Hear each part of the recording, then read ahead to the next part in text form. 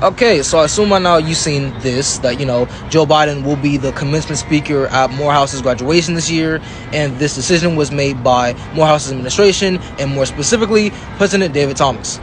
So I know you're going to hear a lot of stories, and even this exclusive came from like 3 sources, right? But let me just break this down for you. So apparently what happened was, after Kamala came down to Morehouse in September, they, when I say they, I mean Morehouse's administration and David Thomas sent an invite for Biden to be the commencement speaker back in September, right? And conveniently, after Trump just came down to the Chick-fil-A near the AUC, he, I guess, accepted it like just now, and they're going through with it. Now, let me make this clear.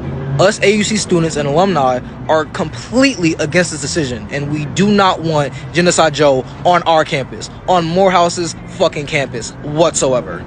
But let's put it into context, because there's a reason why David Thomas sent this invite out in September and why he just accepted it like a few days ago.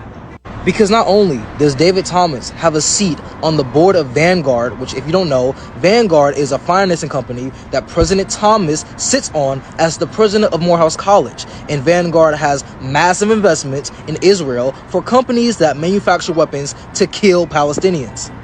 David Thomas also is a member of the Atlanta Committee for Progress, which, if you don't know, the ACP is known for being an active contributor to gentrification, but also their support for Cop City. And in 2021, ACP supported the Cop City project and increased police and surveillance around the AUC.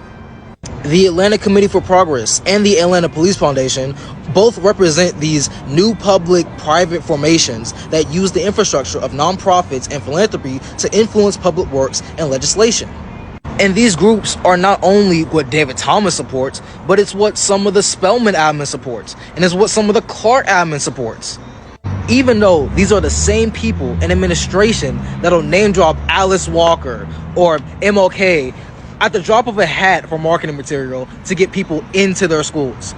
So no, don't be surprised about this shit at all, because these institutions and the admin at these institutions use activism and these activists that went to their schools as a marketing ploy, even though they are directly involved in the state terror and state oppression that these same activists that went to these schools were against when they were there. So yeah, fuck Genocide Joe. We don't want him on campus. We most definitely don't want him as our fucking commencement speaker. And free the guys from the West End to the West Bank. You feel me?